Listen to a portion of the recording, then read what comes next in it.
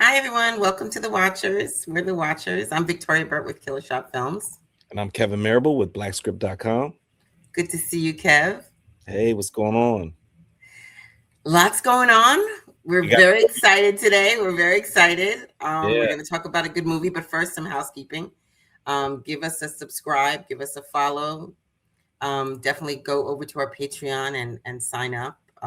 We could use the support, right? hmm yeah, Go to, you're like, yes. Go to our website, check us out. You can watch our shows on YouTube. You can listen to us on Spotify. We are getting some traction on YouTube, which is really super exciting. And I got to say, it makes me happy. We even yeah, got somebody emailed us about wanting to do an interview with us to yeah. talk It's about been it. it's been great, and things are starting to take off, which is amazing to watch happen in real time. Yeah. But also add to what Victoria said is also add some comments in the comment section. Don't be afraid to Yeah, talk it to us. definitely Give us some feedback. interact. hmm Give us if you don't agree with us, because I know I can talk a lot of nonsense. You know what I mean? It's Me too.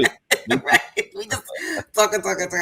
I was cutting our Scream 7 uh episode, and boy, I was like, I'm not mad at some of those ideas, but I can definitely get in my head. I just started. Listen, I think we came up with a great idea at the tail end. Honestly, I almost cut it out. I was like, don't steal our ideas. But I actually today we're going to be talking about Crime 101, yes. which we both just saw and like 2 days ago. And I have a little surprise for you because I have a plot for the next movie all ready to go. All ready to go. Okay. All Okay. right. So you want the next movie? The next movie. Okay. Um. So do you want to give the plot and tell us who's in it, or Yeah. what would you? Okay, go ahead. Absolutely. Crime 101 is a 2026 crime thriller directed by Bart Layton and based on the novella by Don Winslow. I didn't know it was based on a novella. Mm. The film follows a sophisticated jewel thief operating along California's famous 101 freeway who has managed to evade authorities by carefully following a strict set of rules known among criminals as Crime 101. When he plans the biggest heist of his career, his path crosses with a disillusioned insurance broker and a relentless detective who believes he has finally uncovered a pattern in the robberies.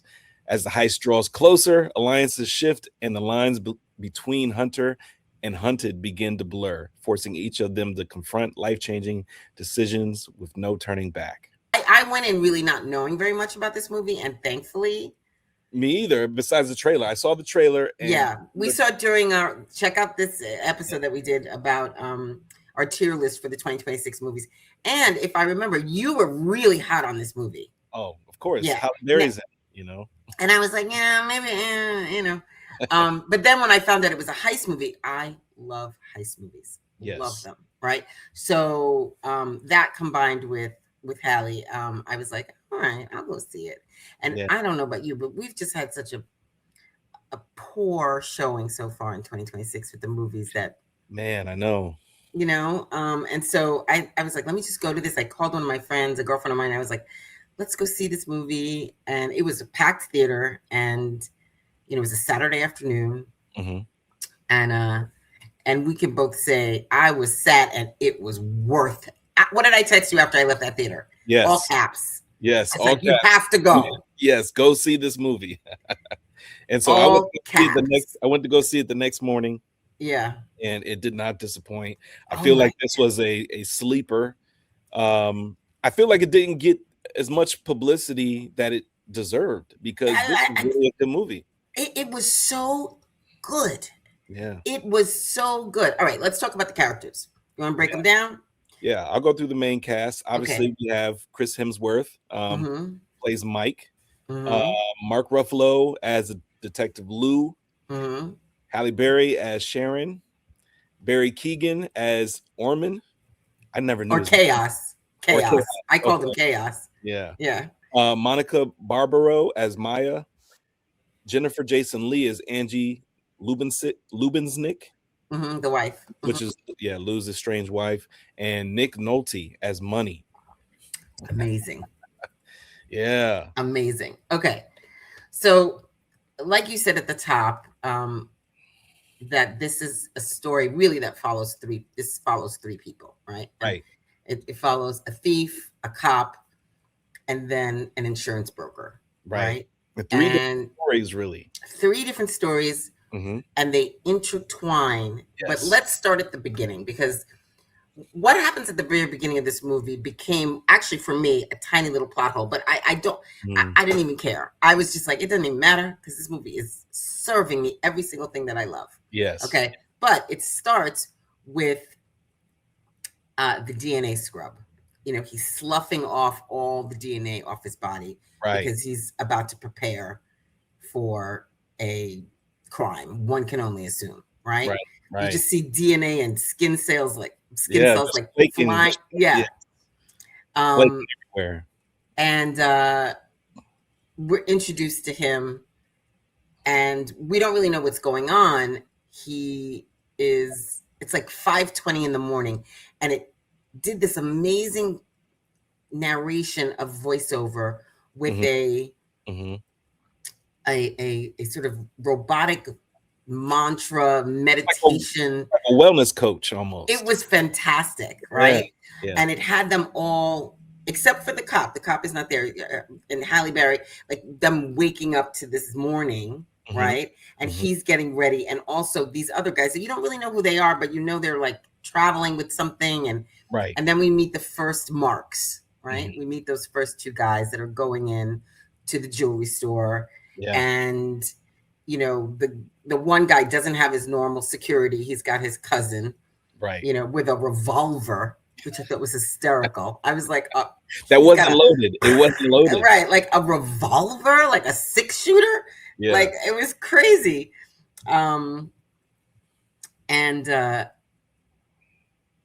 They go into the store, and it was so interesting, because what this movie did so well was it took you down a road you thought you knew, and then made a left. Yeah. Right. It never did for me. It never did exactly what I expected it to do. Which is what made it so joyful to watch. You know. Yeah. So instead of him jacking the guys initially, he goes after the courier, which is the guy who's going to secure their drive from the diamonds to wherever I don't even know where they're taking the diamonds, quite frankly. Yeah. But he's got a set of fake diamonds in his briefcase and some real gems strapped to his leg. Yes. Right? To his ankle. To his ankle. And Chris, we should also say this is going to spoil every single thing. So just prepare yourself. Everything is going to get spoiled. If you haven't watched it, come back to this. Come back. See it. Yes. And one of the things that we noticed about what's Chris's character's name? Mike or James. Or James. Right. We find out James later, but Mike. Right. That Mike is methodical. He is organized. He is patient. Right. And he puts the original security guard in the trunk and then follows the guys to a location where he robs them. But he's robbing them with such intent to cause the least amount of harm. He's like, don't fight for this. This is not your stuff. It's covered by insurance. He's a non-violent thief. He's a non-violent thief. The tension, it was so great. It was such a classic example of like, if you see a gun, use a gun, and the tension that gun created. Because remember when he was in the jewelry store, that the cousin, the guy gave him, I guess it was a Glock. I don't know guns that well, but like, I don't know guns at all. I don't know when we said it like that. But he gave him like what looked like an automatic, right? And when Chris was like, throw your guns in the car, and you know that other pistol, the revolver, is still there. The tension. Yeah. I was like, oh my God. You know, you kind of forget for a split second, because as he's saying, toss all your phones, toss everything over. And if any of your weapons, toss all of that over. But then the camera, obviously pans to the gun at the last minute. And then you're like, oh, but he has the other gun. And that's why they focused on the gun, early on. Yeah, exactly. All right. So I think I just talked straight for 10 minutes. Tell me, I was so excited about this movie. Tell me what your impressions, like, what are your first thoughts when you think about after you left the theater? Oh, after I left the theater, Mhm. I was pumped. I was excited. It's one of those movies where I felt like, more people needed to see this. I was surprised by the fact that my theater only had 2 showings for the entire day. Um, and it just got me to realize, how much this film wasn't really marketed. I besides a few interviews I saw Halle make, I didn't really see Mark Ruffalo, promo this movie. Didn't see Chris Hemsworth promo this movie. Maybe I wasn't looking in the right places, but you really didn't see too much about it. But from the trailer, because I watched the trailer early on, we watched the trailer and we talked about Mhm. it early on. I was excited about it first because obviously it's Halle Berry. I'm a huge Halle Berry fan, but secondly because this is a heist movie and the trailer sold me. I Yeah. thought this was going to be good from the jump, and just to our surprise, it was definitely a great watch and more than I expected, I should say. Me too, more than I expected. I thought it would be good, but I was riveted. I Mm. was tense. Yeah. I didn't know what was going to happen. Mhm. Um, and it felt like this mashup of fantastic crime heist movies, right?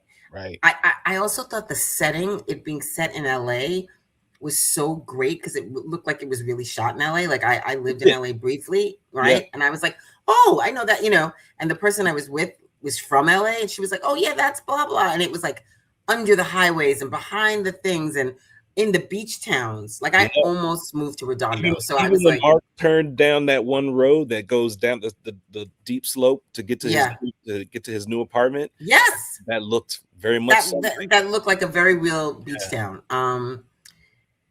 It was great. And it reminded me of like when I saw like Heist or Point Break or that feeling that Ocean's 11 when you watch a movie where you don't quite know what's going to happen and you're trying to Yeah. figure it out and Yes. you're like, oh, it just like keeps Let me twisting. I'll tell you one thing that it did remind me of, and I don't want the comparison to be too it's not exactly the same thing, but it did sort of remind me of Task. Oh, You see, I know, didn't even think of that. Mark I Ruffalo didn't. kind of had the similar role, Yeah, and he's going after the bad guys. He had a hunch on something, you know. And so that yeah. that aspect of it kind of reminded me of Task, but more of a high-paced version. I feel like Task was more slow Much burn. slower, much of a Yeah, slow burn. Yeah, and more procedural about the right, cops, right. right? Than um, you know, there's a loaded gun in every direction, Right, right? The right. heist that could go wrong, the lunatic that's after him, Yeah. Well, the let's talk girl about who. that too. Yeah. Okay, but let's talk about these characters. So, okay, so Mike is this meticulous, Mhm. slightly on the spectrum, definitely traumatized man, Introverted, highly introverted. you know, It's very difficult to make a man that attractive feel so this distant, yeah. distant, Mhm. right? And Yeah. not able to connect. And that's my own preconceived notions about what it must feel like to be that attractive. But he really landed that. I really Right, believed his right. his I really believed his sort of shell that His he had quiet around him. Yeah, it was really good. Um, There were a then lot we of had, scenes where he kinda spoke with his eyes and his facial oh God, more so than him actually talking, but when he did talk, you paid attention to how careful he was with his words and his answers. yeah, He and you really believed him. He was right. phenomenal. Yeah. Um, Portrait of somebody who's got a lot of secrets. Mhm, Got a mhm. lot of secrets. Um, Ruffalo plays the police officer. I mean, what a interesting character, right?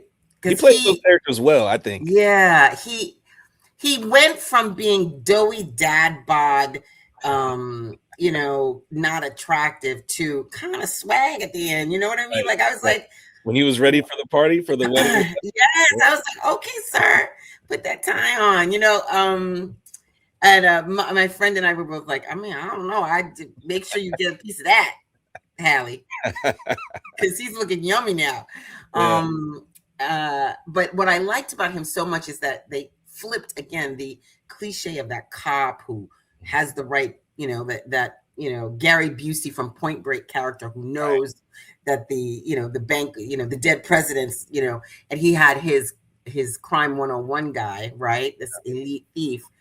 But the cops didn't care. They were like, don't screw up our close numbers, whatever that was called. I like that about. So did I. I thought that was great. But it was different. What was good about the writing from my viewpoint was that each one of the stories had a separate side dilemma. Facts. And everybody had something that everybody had stakes and that they wanted. Yes. And so now very clearly and let me just interject, and very clearly stated. We were very clear, right? You understood on every front. Beautiful writing. And once the stories get to a certain point, they all intersect. Yeah. And they have to decide whether or not they're worth it. Yeah. Right? Yeah. And Mark's desire to be right and to get the guy and to prove his partner that he's still worthy and prove that his department is still to his department that he's still the guy, like when the guy who played his captain was like, you should be in my job, he's washed up a little bit. Like, what happened? Right. Yeah. That person that does the right thing, but just never gets the moment, right? Yeah. Never gets them or never sells out, whichever that is, right? Right. And then we have Halle, who, my God, what a great portrayal of what it feels like to be a Black woman. I thought so too. I thought that was great that was even written into the story. Yeah. To be a Black woman, but not only that, to be a Black woman of a certain age. Yes. Yeah. Yes. And there's a very specific, and if I just may categorize myself of having had experienced this. Mm-hmm. When you're a pretty person, like I don't think I'm an ugly person. If you're a pretty person and then you age past where it's just easy because you get a pretty pass. Right. It's a very specific feeling.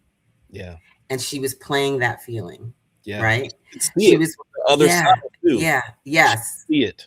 It was really nuanced, and I thought, man, she really was able to show and tell us, but also really show us what it felt like. Even just how she started, where she's just putting on all the makeup, all the war paint, right? Putting on all the war paint, and very revealing clothing, and she looks beautiful, right?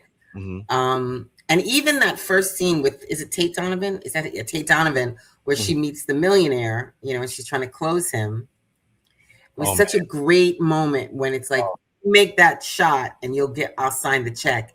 And she doesn't make the shot, right? Which is like, you missed it.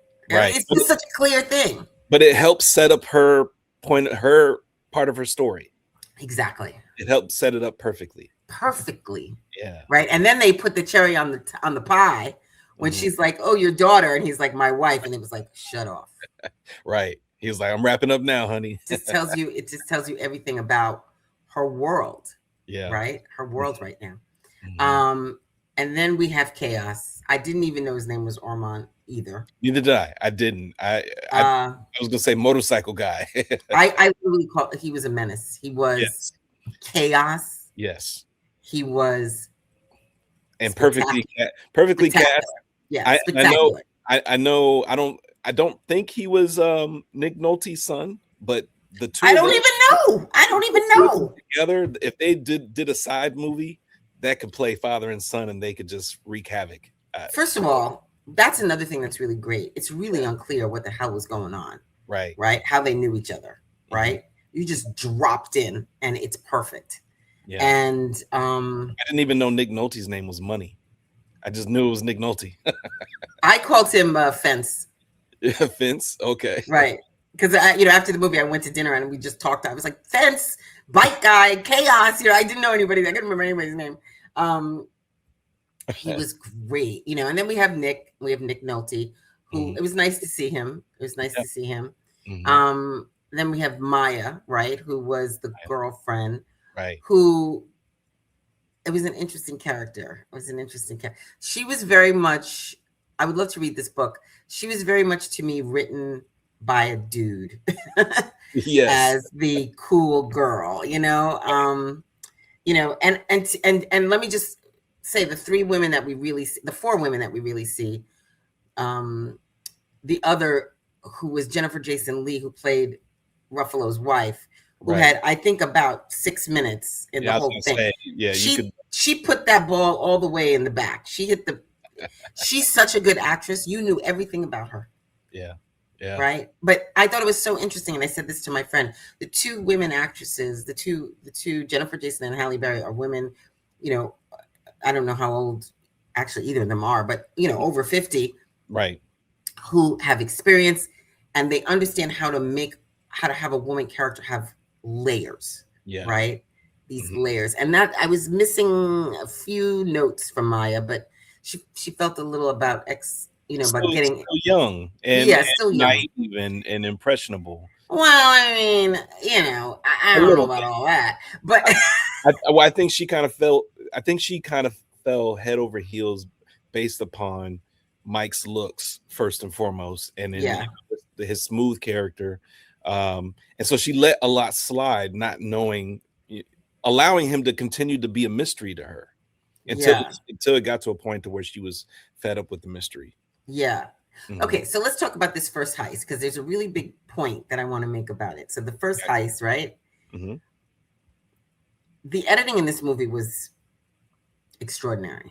Oh, it was great. It was The extraordinary. transitions of everything. Unbelievable. Unbelievable, right? Like the crash cuts, the Mhm. smash cuts, the Yeah. cross cutting, the getting dressed, the shirts. Yes, There I was paid attention to all that. unbelievable. Yeah. There was one that I have to tell you. I was watching. Remember the scene when Mike takes Maya to eat, right, on their first date, right? Right. Mhm. And she's like, "You like this place?" And he's like, "No, not really." I'm like, ugh, "Is this going to be the thing where the girl doesn't like the fancy food and they're going to Right. cut to?" And so in my head, I'm getting annoyed, right? So in Right. my head, I go, "Is it going to be tacos? Is it Yeah, going to like, here we be? go. Yeah. It's going to be some bullshit. It's going to be some delicious Mexican food in California. It's going to be a Mexican place or a burger place or the hot dog place in LA, right?" Yeah. Yep. And so then they crash cut to the hamburger in the Yep. menu, Mhm. but it's not them. Oh, no, It was it cut so to the other good. another story. But Another they story. knew our expectation and Yep. they played with it. And I thought, well, now you've got my full fucking attention. Right. It was marvelous. I was so impressed with that move because Right. they continue to do it. They continue to play with, we're gonna go down this road, but we're not gonna do what you think we're gonna do. Mm. We're gonna zigzag. So he's making his getaway from the first crime back to the first sort of like sequence. Mhm. That chase scene. It's not really being chased. He's fleeing. Right. He's in a panic because it didn't go down the way he quite planned. Right. Yeah. Right. And it reminded me a little tiny bit of Pulp Fiction, right? Yeah. Yeah. With the holes behind him, Right. right? Right. Right when they shoot the guns, and and he doesn't realize till later when he like looks at the ski mask that there was shrapnel or something, right? And there was blood, Well, yes, and he was checking to see if he was hit anywhere, but he right? couldn't find it at the time. But there was blood. Remember, you saw the little blood. I thought that was later because later when he was going to check the mask and he had to like dab a paper Yes, towel or something with yes, water and you noticed some yes. blood there. Yeah. So here was my confusion about that. So he takes the car. I was like, where's he going? What's he doing? What's he doing? Yeah. Drives it into the underground.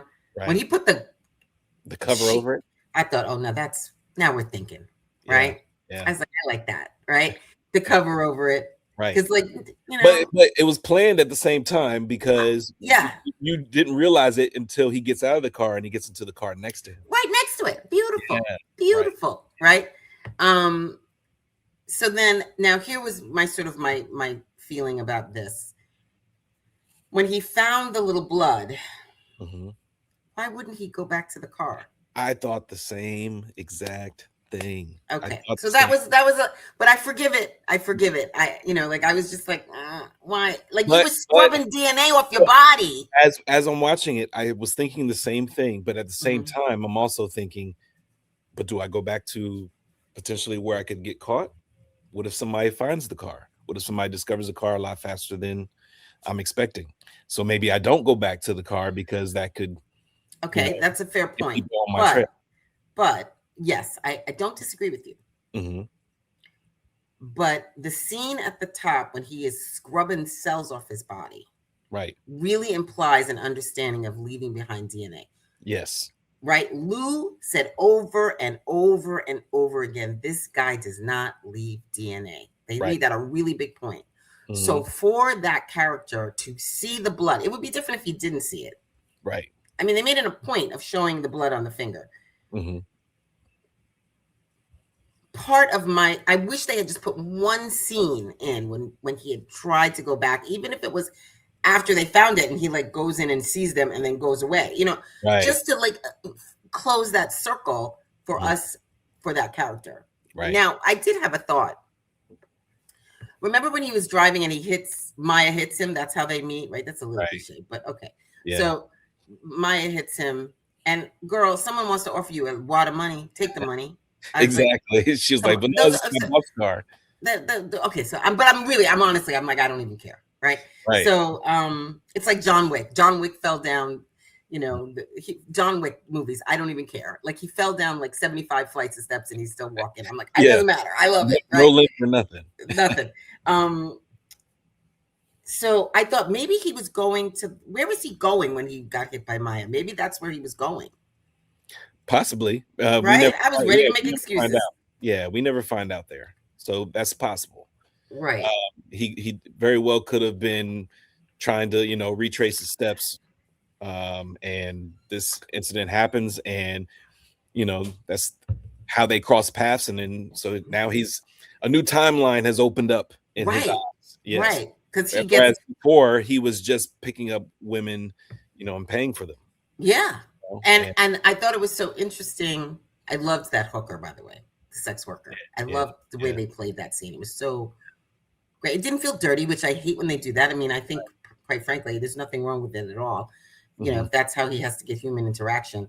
But it just showed how shut down he was. Exactly. Right? Yeah. That he just couldn't handle. He needed it to be transactional. Right. Exactly.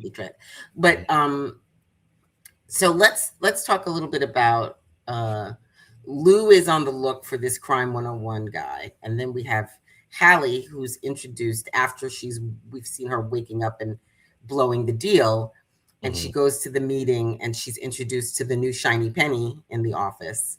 Right, girl. I just said to you, girl. Kevin, I've been in those meetings. Right. No, and I understand, but before then, leading up to that, they made it a point to show you every morning she woke up how she was losing sleep, how she's busting her ass to make partner, right? How much she cares about her job and cares about landing the deal, that she's losing sleep behind it. Well, I'm going to give you a secondary point. Okay. I don't think it's necessarily that she cares about her job. I think it's that she's invested 11 years in the job. Well, that's what I mean. And she wants to get her payday. Right. Right? Right. And she's still being pimped out. Yeah. Right? And they are dangling the carrot of partner. Right. Okay. And so her lack of sleep is I think intuitively knows she's not getting what she wants. They owe her. She's probably closed millions and millions and millions of dollars worth of deals and made them money. And she's been working there 11 years. Yeah. And they're just one of their biggest performers. Yeah. And when they were like, we're gonna let so-and-so close that deal, I was like, yeah, you can see it on her face. She wanted to say something in the meeting, but she chose not to because she didn't want to look like the angry black woman. Of course, right? You think you can still play it. You think you can still play it, right? And they are counting on that. They are counting on you not, and flash forward even when she was like, look, just tell me. right? Right. Just be straight with me, and I'll have decisions to be made. Yeah. I'll make decisions and take my clients. And he's like 53 or whatever he said, 54. Right. I was like, you smarmy son of a bitch. Yeah. Right. But anyway, so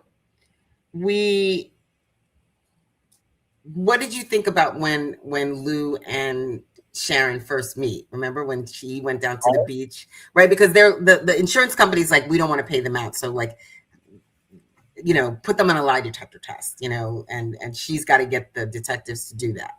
That's when they first met, right? When put on the lie detector test. I'm trying to remember that because that's how Lou and Sharon met, right? He went down.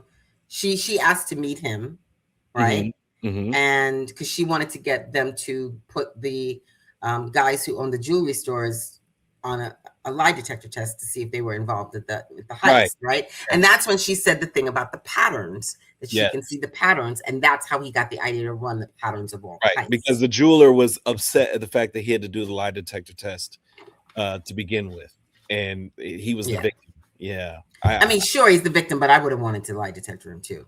Right. Most robberies are inside jobs. Yeah, I would. I thought the same. I was like, of course you have to prove that you didn't do it.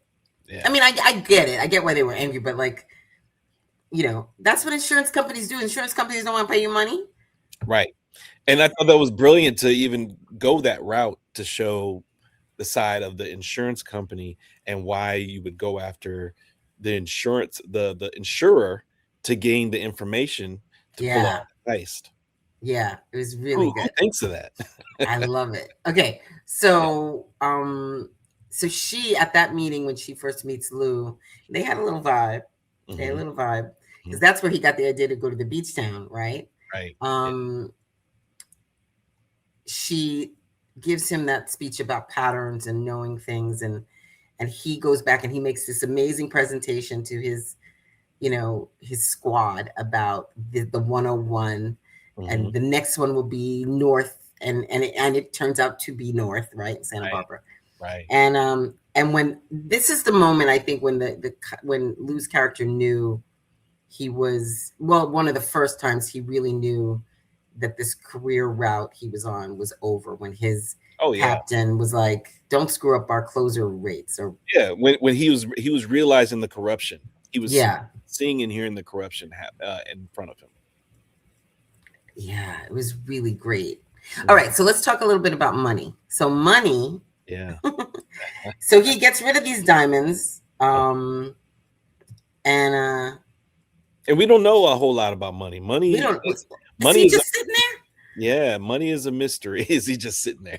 Like he said, you know where to find me. Like he's just sitting there at the ramen spot. Yeah. Right. Right. He never moves, but he never. Yeah. But he remains the mystery, and I know, with age, and I don't know if he has anything else going on, but the raspiness in his voice and the way he talks, and it's so careful of how he's saying things, but you can still see the seriousness on his face. Yeah, he was unnerving. Unnerving. Yeah. And what was unnerving for me about that character was he's obviously, I mean, we don't know anything about him, but he's obviously extremely dangerous and abusive, manipulative. And the minute that Mike is like, I just want to pause. Right. Like he didn't even say he wouldn't do it, right? He just was like, just give me a minute. I'm working on something else. The Santa Barbara job might be a little too hot right now. Right. But I'm working on something. Money was like, bing, call chaos, right? He called chaos. He called, I swear I don't know how to pronounce this guy. Ormond, yeah. Barry Keoghan. Okay. And sicked that crazy puppy on him. Man. And at first it was just follow him around. Right. But he was sloppy with it, I thought. I'm going to tell you something. I don't even think it was sloppy. I just don't think he cared. No, he did not care. He was like, so you see me? Oh, you want to beat me up? Oh, you want to throw me into a refrigerator? He liked it. He was crazy. He was. It was terrifying. There were times that I was covering my eyes because I was so petrified of where he was coming from. Oh, really? Yeah. I was like, okay, so the first he slaps the tracer on Mike's car. He follows him. Mhm.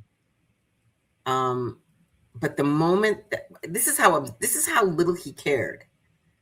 He just sitting out on smoking a cigarette outside his window. Exactly. And Mike noticed it only from the light, the embers of the cigarette. Yeah. Very observant, but also could care less. Right. And the difference is that you're watching so-and-so sees you. If you don't move, you could just be sitting there smoking a cigarette. Right. But he like made it obvious. And then, oh my God.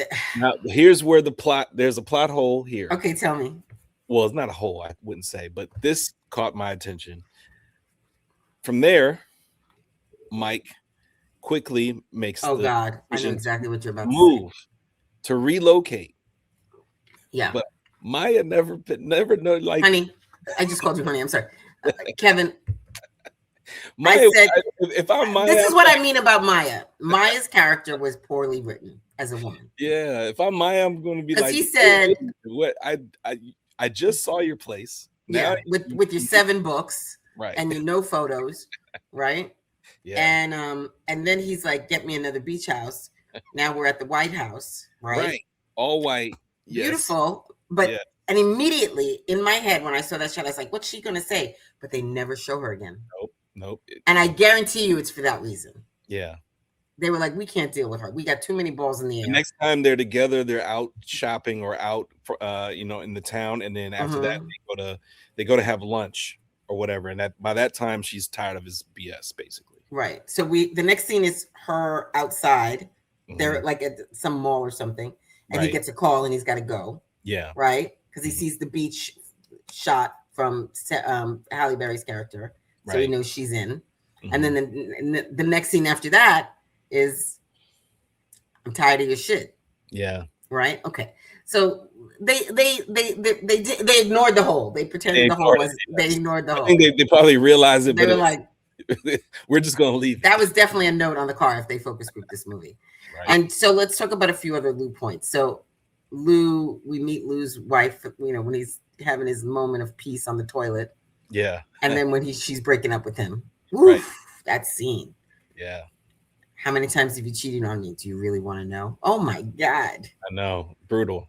Brutal. And then he was like, you know what? You stay. Right? Third plot hole. How can he afford a beach apartment? even a dumpy beach apartment in LA or Santa Barbara next to the beach. Where? Like I don't even know what the worst beach town is, but I can't imagine, but what? Okay. I let it go. He had a beachfront view too. Okay. All right. I let it go. Yeah. Okay. I let it go. But I was like, that's interesting. So we also get to meet the Google connection for Mike. Yeah. How he finds out all this information, which I thought was really cool. Yeah. Right. But chaos is following behind him. Man. And just coming in hot every time. Yes. Several occasions. With the hacker, and then again with Halle, you know. And it was so intense. Yeah. One thing that I would have done once I knew that chaos was on my trail, I would have, and I realized I had a tracker. What I would have done is, if I had to circle back to that car, I would have put that tracker on the car in the garage. That way, at least it points back to chaos, not me. All right. So he never goes back to the car in the garage. No. But when they find a shot of the car turning, because I was like, I know there's a lot of cameras in LA. So they finally show that, and they're like, oh, this is the last point we saw it. And between here and the 101. Yeah. Between here and the 101, let's check all 30 miles. Yeah, every garage or every you're right. 30 miles, something like that. Why he clued in on this one particular car, I let it go. Yeah. I would have shown me what? There's a lot of cars that put dust covers on. A lot of people do that. But in the movie, they only showed the one car that had the dust cover on it. That's it. You know, so I think that was to make it stand out in his eyes. Why would this Yeah. car be I covered? would have preferred, because think about this, when the car had a window shut out. Yeah. His window on the left, when he's driving on his left. Right. If he had gotten out of the car, glass would have fallen on the floor. I would have preferred if Mark would have been walking the parking lot and seen glass on the floor. That would have been more believable to me than just any random covered car.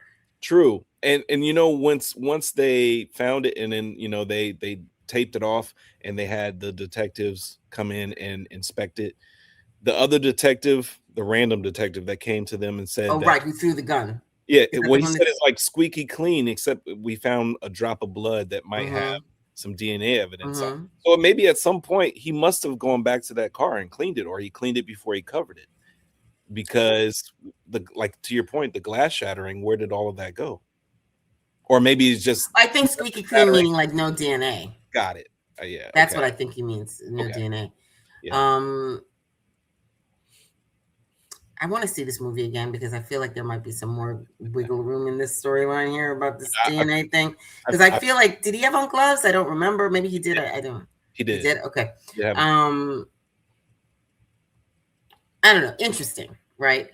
It reminded me of that movie Gattaca, where the guy's like, you know, Jude Law's like scrubbing his DNA to, like, you know, share it with Ethan Hawke. You know, DNA is always a slippery slope with crime movies. You know, but okay. So they have his DNA when we see his history.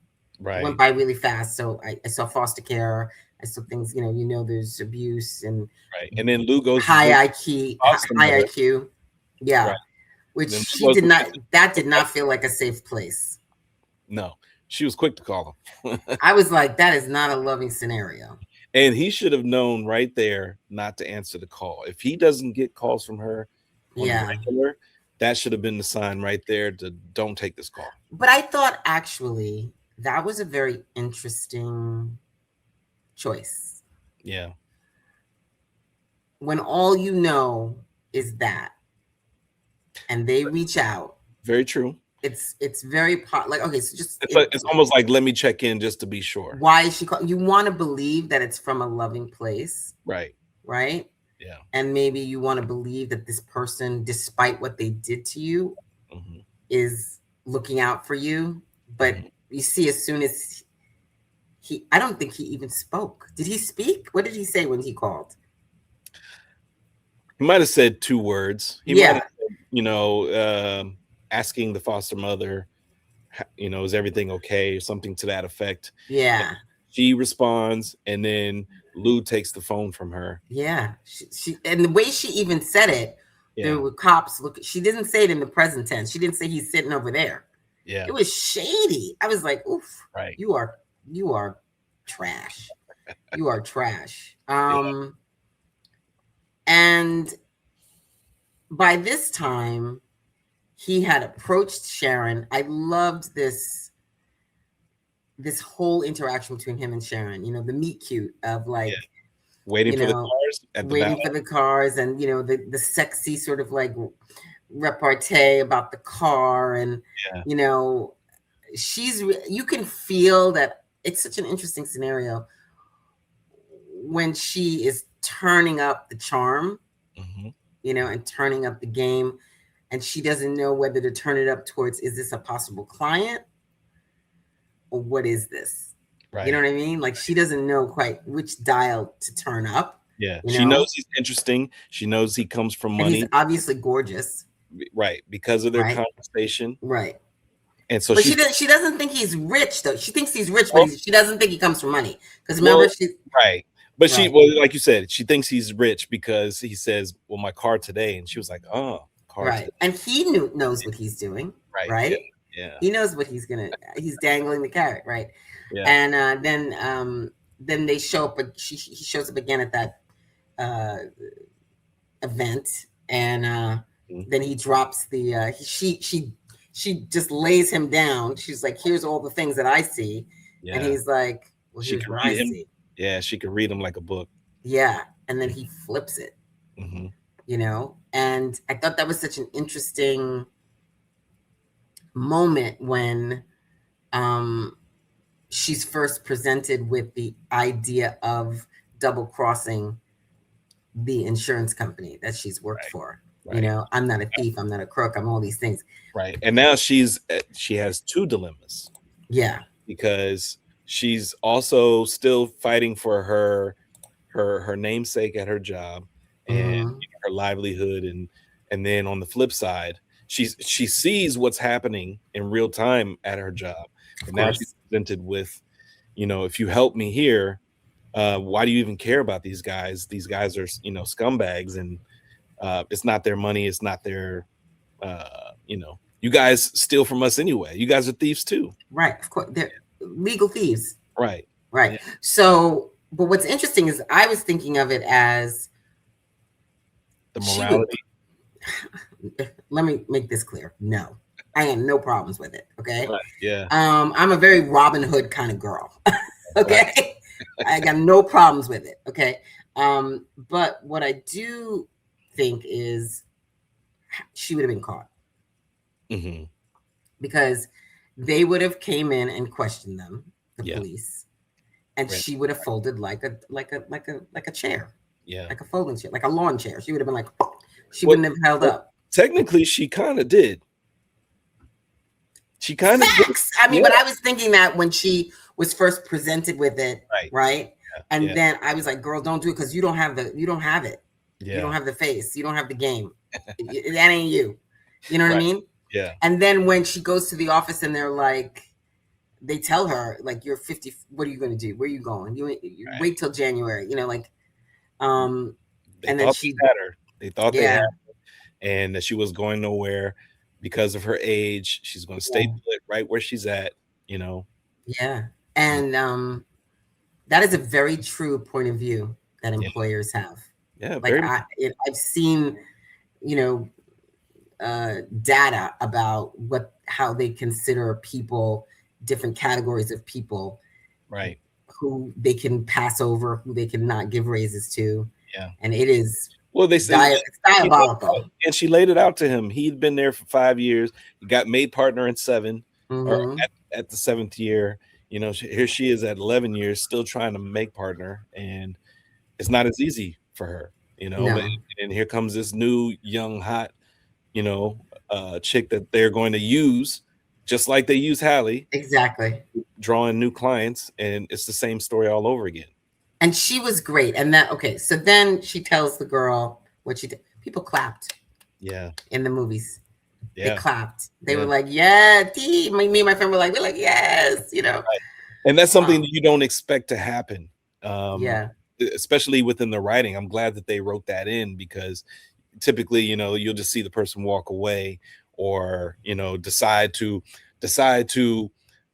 commit the crime, but not necessarily, approach the person face to face and say what they really truly feel. I would bet you that she was involved in that scene.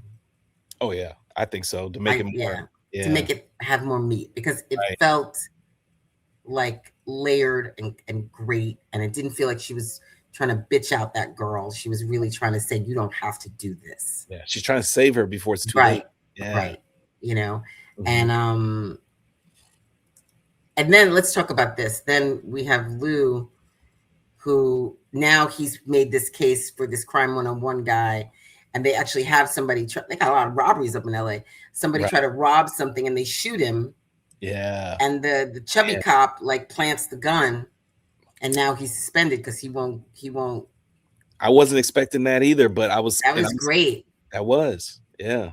That was great. And it was a nice twist. Yeah. Right? Right. And then when it's so interesting, because if money had not set if money had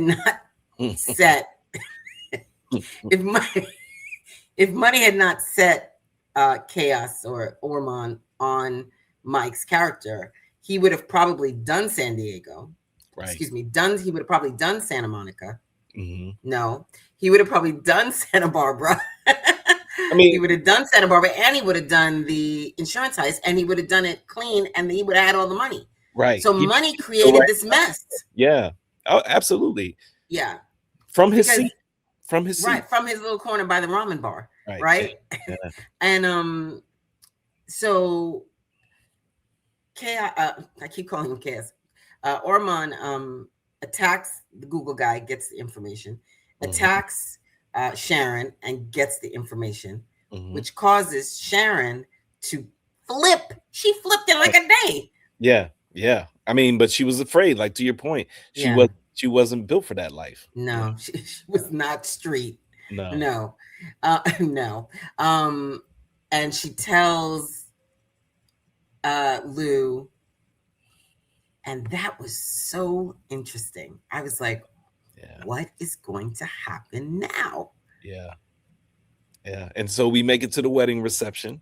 Which, that transition scene. Yeah. With the guys getting dressed in the shirts. That was great. Oh my God. That was great. Yeah. That was beautiful. That was a beautiful editing scene. Yeah. And I, in my head, as I'm watching this, I kept playing through what I thought was going to happen. And I was always sort of like off. I was never like right. You know? Exactly. Yeah. And it was spectacular. It was like perfect amount of pace, perfect amount of tension, perfect amount of attention to detail. As they're buttoning their buttons and putting on the tie and everything, you're thinking you're looking at the same person, but every transition, it was amazing. Yeah. And it was like Mark was like, okay, daddy, you know, he all of a sudden looked fantastic. Yeah. You know what I mean? I was like, look at this. Yeah. But he had already sort of broke bad a little bit, right? He was going to go after the guy. Regardless. Right. I mean, and I definitely got that he was going to switch out the diamonds. I definitely got that, but I didn't know what he was going to do. I didn't quite catch on when he went to the evidence locker. I didn't quite catch on to why he was going to the evidence locker until we get to the hotel and he's, you know, we get to the airport and then it's revealed that, you know, he's the one carrying the diamonds and not the guy from Antwerp. Right. Good memory. I would not have remembered that. I knew he was going to do something with the diamonds. There was going to be like some sort of switch. I only figured out that he was going to become the guy carrying the diamonds when I saw him in the nice suit. Yeah. Right. Yeah. That whole time I thought Chris was going to pick up on the fact that this is not the guy. Okay, so let's discuss that scene. I completely agree with you. I thought for sure Chris knew that was something was fishy, but he didn't. No. And I was like, that was such a great moment. I was like, oh my God, he really even alluded to the fact of, what did he say exact? I can't remember exactly what he said, but he said something to the fact of being a thief.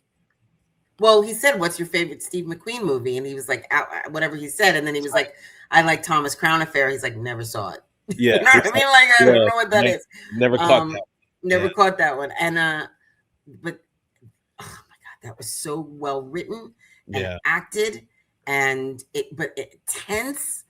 That was such a good scene. And like, even when he was like walking into the elevator, I kept waiting for him to go this way and walk away. Right. Yeah. Right. And then I thought chaos would come in and that's how it would become chaos's problem.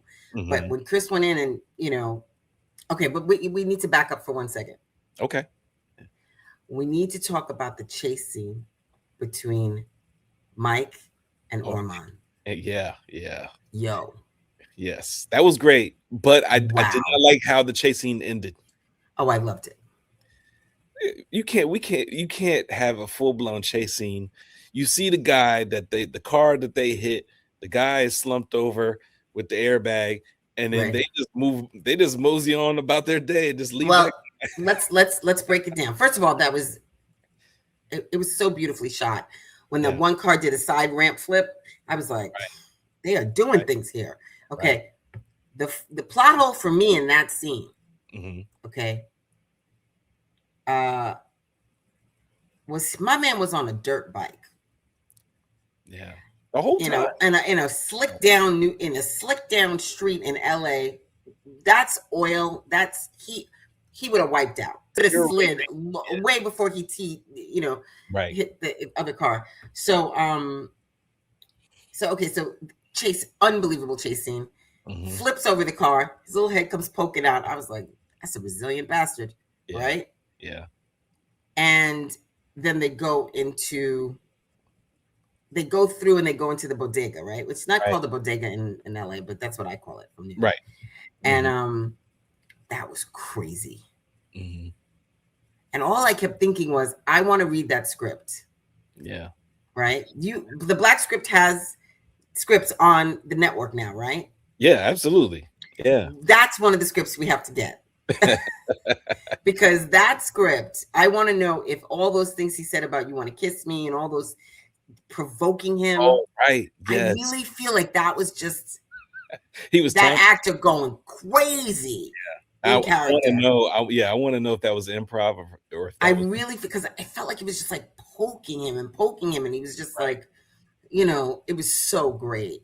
And then because this character of Mike, who's normally very stoic, calm, was gunned out in a grocery store. Yeah. My friend, she's so funny. She was like, "Where were the CCTV cameras?" I was like, "That was a poor talent. That they got cameras with no plugs." Right. Yeah. There's no cameras in that store. Yeah. But he still went ahead with it.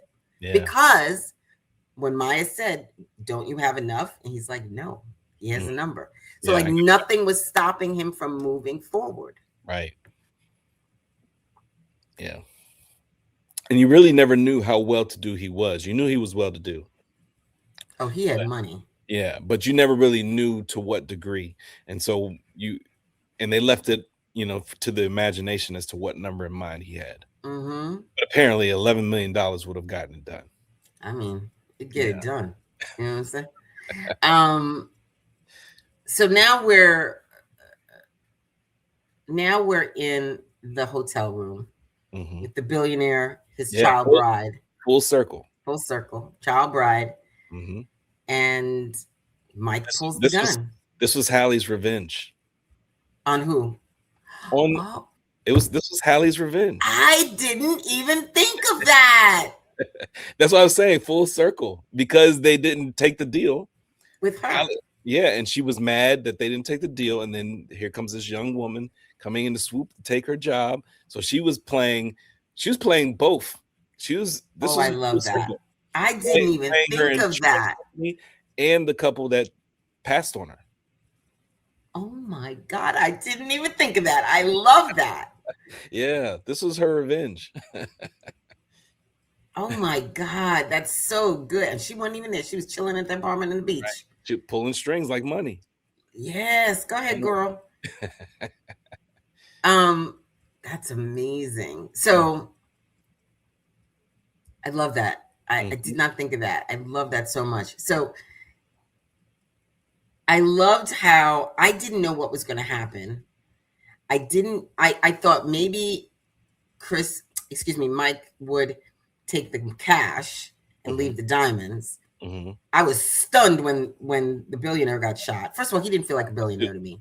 No. Did he feel like a billionaire? Felt like a millionaire. Yeah. Guarantee in this script he's a multi-millionaire. Yeah, he wasn't a billionaire. No. Yeah. A billionaire would not be on the 10th floor of the Bel Air hotel. No. Yeah. He would have a private island. Right. Yeah. So they I bet you they like dropped that in after. I bet you that was even ADR. I don't think that it was written as a billionaire. Yeah. I just don't. They wrestled with the location as to where they were going to have this. I would imagine. Yeah. I mean, this all happens before the reception, so they didn't have to spend any money on any lavish decorations or anything like this. And that's fine. I was okay with that. In the hotel room pre-wedding, Right. But they just by making him a billionaire, I felt they didn't rise that character up to a level. Like it wasn't Axel from Billions, right? There's a different level of money that's neither here nor there, right? So and who knows, I don't think I know one billionaire, so I really don't know what the hell I'm talking about, but that's what it felt like to me. Yeah, I agree. So they shoot him, and now it's a standoff, right? And then in comes Chaos. Yeah, no, well, it's Chaos who shoots him. Remember, Chaos busts Oh, in. you're right. I forgot that. I flipped it in my mind. Yeah. So it was just a standoff between the two of them. Right. And then at that point, Lou says, he makes the billionaire open the safe, Mm-hmm. and all this time Chris Lou is does. I mean, Mike does. yes, Mike makes the billionaire open the safe. And they put the money in the bag. And they put the money in the bag. He makes the wife put the money in the bag, I believe. Yes. And then he makes Lou open the briefcase. Lou opens the briefcase, but it's facing Lou, not Mike. So Mike can't see what's in the briefcase to see that there's a gun. Yeah. And then in comes Chaos and busts in Chaos. And then at that point, or does Lou point the gun and say, I'm the cop first, and then comes Chaos? Oh no, he does first. You know why? Because that's the billionaire. It's like, hysterical. Shoot him, and everyone's like, shut up.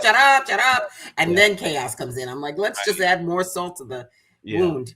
And so at that point, Lou is like, I'm a cop, so on and so forth. And Chaos was threatening, trying to get everybody to shut up or whatever, and was threatening he was going to shoot. And eventually he gave in and shot. And what was so interesting is then when he's threatening Lou, and the blood hits, his face and the spatter, and then you realize that was the first bit of violence that,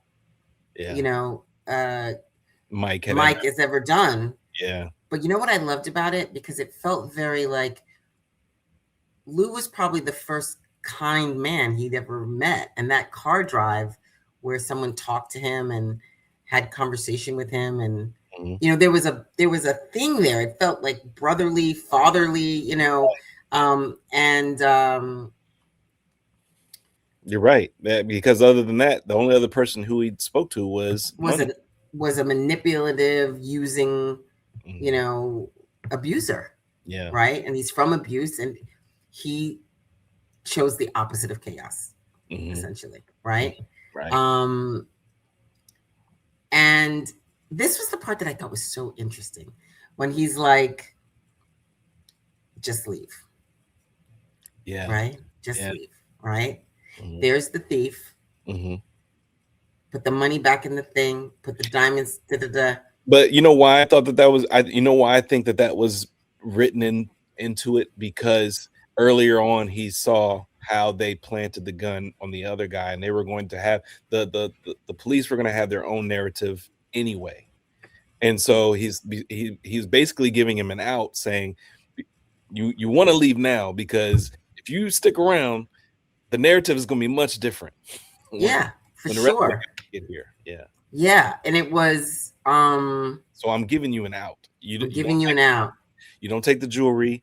You get a chance to walk away, but I'm not going to tell you that I know what you look like. So if we cross, because think about this: if he had said this is the guy 101, they wouldn't even have wanted that, because that would have unraveled all those other things that they talked about. That guy's already got that guy, and that case has already been solved, and we don't want it to be this one guy. He was like, what am I doing here? Yeah. Right. And here's where I thought, this is where there can be another movie. Okay. There's no way a real billionaire, millionaire, multimillionaire, whatever, is going to be satisfied with that outcome. Like, to me, so as it turns out, we see Lou leave, and Lou opens up the real diamonds, right? Right. So they've got the fake diamonds, and they're $11 million, and he's like, shut up, or they're going to look into these diamonds, they're going to look into the money, blah blah. So my thinking is, he's not going to like that. These people are egomaniacs, right? They're narcissists. They're not going to want he's to not lose, right? Or investigation into tax fraud or tax evasion, right? But he's also not going to want to lose, right? If he were to find out that those diamonds are not real, there's something there. The other part, right? The other part of the sequel, money, and Chris or Mike comes back for Maya. Well, Mike did come back for Maya. Well, he did, but he didn't. No, he just did. He was outside waiting for her. Yeah, For sure. yeah. They didn't see That, it, but that for was in the sure. closing credit or the closing scene. But Yeah. And but I think there's I want to find these books. I want to find the book and the short story and see what that's about. And But another thing is they also showed that there were 2 other boys in that picture. Yes. Good detail. That's right. 2 other boys in that picture. So what's that about? Together and then they'd start doing heists. Right. Maybe there's another heist to be had. Right. Yeah. I mean, Mike's character, Lou's character is now, he shares the diamonds, we assume, with Sharon, right? We can either assume that they are together or they're not together, but she has diamonds and he has diamonds. It's not that easy to get rid of like big fat diamonds. Right. How are you getting rid of these diamonds? How are you getting this money? How are you selling these diamonds? Yeah, it's definitely got to be cash transaction. Right. Somebody else is rich that wants them. Because diamonds are like have numbers in them and everything, right? So like, how are you getting rid of these diamonds? How are you fencing these diamonds? Yeah. So I don't know. There's so many things that are left unsaid that I felt like really set up for a sequel. Yeah. What would it be? Crime 101 Part 2? No, it'd be Crime 405. Oh, the 405. No, it's a bad joke. No, but I mean, it's good. It's good. Because when I read the title and I saw I was thinking Crime 101 as in like the basics of crime. Yeah, sure. I think that was the play on the game. Right. But in realizing that there's a 101 freeway, so that all made sense. It played into it. And I thought it was a catchy title to begin with. Yeah, it was. I didn't, when we saw the trailer for our tier list for the first 6 months of movies in this year, I was really surprised by the trailer. I was like, oh, this is about crime, duh. Right. But like the 101 being the freeway, right? I was totally shocked by that. So I thought, let's also just talk about some of the cinematography, the use of the drones and the upside down shots, and those beautiful wet down scenes and the car movements and right outside the car window, and gorgeous. Then going into the car and then back out to the gorgeous. All of that was great, and like you said, the editing, the cuts between the transitions, all of that was flawless in my opinion. And how they decided to shoot scenes, whether they were really close or they were far, how frenetic they were, how still they were so perfectly placed with the story, with the characters, right? They really allowed the actors to be still and have their faces tell the story, right? Not just them speaking, but like they really let these actors tell the story with their eyes and tell the story with their gestures. Right. There's a lot of watching, a lot of observation. Yeah. Yes. But they also were able to catch these moments when people don't think people are looking at them and their faces shift and reveal what's really going on underneath. Like, and they did it with every character. Like when Maya meets Mike and she's like in this mode, but then you catch her like sort of seeing how gorgeous he is, or when Mike is like noticing her, or when you can see it looks like genuine. Yeah, but they did that with every character. Every character had a moment of the mask dropped, and you saw what they were really thinking, what they were really feeling. It was really great, and and when like sort of the rules that each of those characters set up for themselves disappeared, right? Each one of them sort of had rules, right? Like he was the cop, and he was in this police system, and she was, like she was in this dynamic of this corporate insurance world, and even Mike, in the criminal world, he had his order and his rules, and then all of it all goes to shit. Yeah. For all of them have a breakdown of their rules and their systems and their, all because he decided to, break break one of the rules and go down a different timeline if he had just stuck to what he wait. Who? Say more about Mike, that. What do you mean? Who did that? Mike did. What did he do? What did he? What time? He just. Well, he what chose did he do? when he saw when Maya ran into the back of him. He made the conscious decision to, ask her. I disagree with you. I'm going to tell you I disagree. Why do you say that? I think he genuinely wanted to know more about her because he showed interest. He was into her just like she was into him. I think this is a strange take, but I think the inciting incident happened before the movie started when the first jeweler guy brought his cousin. Well, yes, everything spiraled from there. Yes, had the regular guy shown up and had a regular gun, he would have had one gun. The other guy wouldn't have been nervous. He wouldn't have given him the Glock. That he wouldn't have the gun in the car. Right. That was the domino. That was the domino that fell. That was the domino. Absolutely. Mike was pretty on point until that moment, and then when the gun misfired, and he was driving like a lunatic, and then everything just went. Right. Yeah. And you're not wrong about that moment with Maya. I mean, that was a choice. Yeah. He chose life for a moment there. Right. And even, and her sort of being kind of cliche, I'm the cool girl, I ask the cool questions.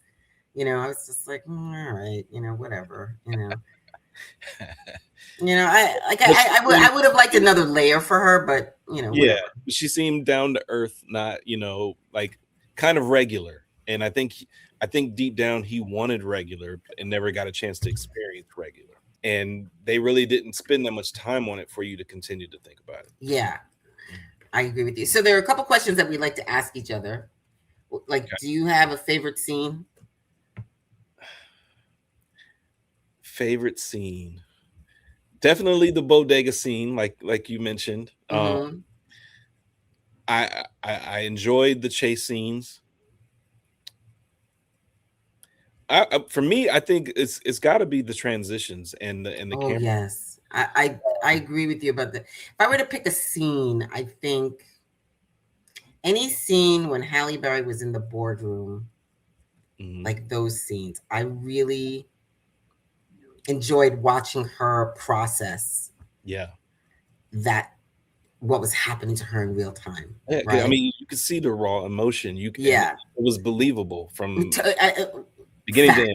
Yeah, but I agree with you. Also, transitions, the cross-cutting, the choices, how to get us in and out of scenes was top tier. Yeah. Top tier. Definitely watchable in my opinion. I feel like this movie was highly slept on. It deserves more theater time in my opinion. Like I said, we only had 2 showings in my area, or at least my theater close to home. Yeah. And this is a marketing issue. Yeah, if you don't get a chance to watch it in theaters, it's definitely a must watch once it comes to on demand. Easily enjoyable. It's the best movie I've seen for the year so far. Yeah. No, it was fantastic. Yeah. It was fantastic. Yeah, all-star cast, acting was great, directing was great, visuals were great. Yeah. It kept you on your toes. So that's I think that's all for us. But I want to say, everybody, if you can join our Patreon, give us a visit at our website. If you're watching this on YouTube, give us a subscribe, give us a like. And thank you so much for watching The Watchers. I'm Victoria. Bye. I'm Kevin. See you guys later.